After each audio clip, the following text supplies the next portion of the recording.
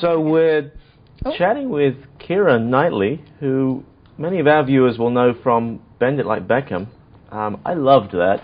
Oh, thank you. But lower middle class London girl to upper middle class aristocratic 18th century girl in the Caribbean. It's a segue. Oh yes, it's a big difference, really, isn't it? Never heard it put like that. Yes, it's quite different. How did you prepare for the role of I Elizabeth? didn't. Oh, no preparation, thank you very much.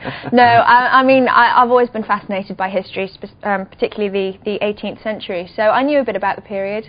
Love pirates. Everybody loves pirates, and I got a chance to be in a swashbuckling pirate Hollywood movie. Why not, really? Right. So you shot the movie partly in LA, and the most fun part, Keira, in the Caribbean. Where was that? Well, we shot 3 months in LA and then 2 months in St. Vincent in the Caribbean, which is it's in the Grenadines. It's the Windward Isles.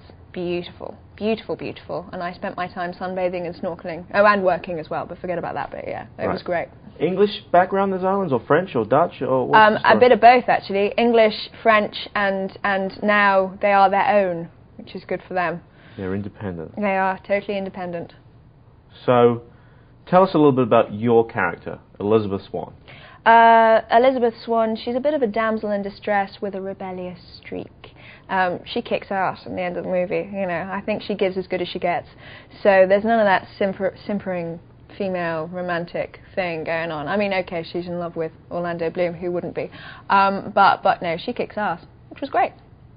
Yeah, she's not really cut out to be an aristocrat. She's cut out to be a pirate. She's not. Oh yeah, she's a bit of a pirate wench at heart, and certainly a 21st century girl stuck in an 18th century world. So she was fantastic to play. Right.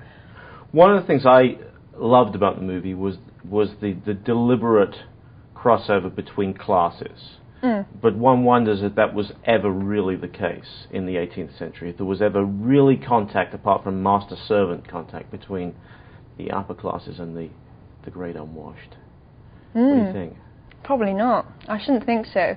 But who knows, you know, if you fall in love with somebody, you fall in love with somebody, whether they're a blacksmith, a pirate, or a king.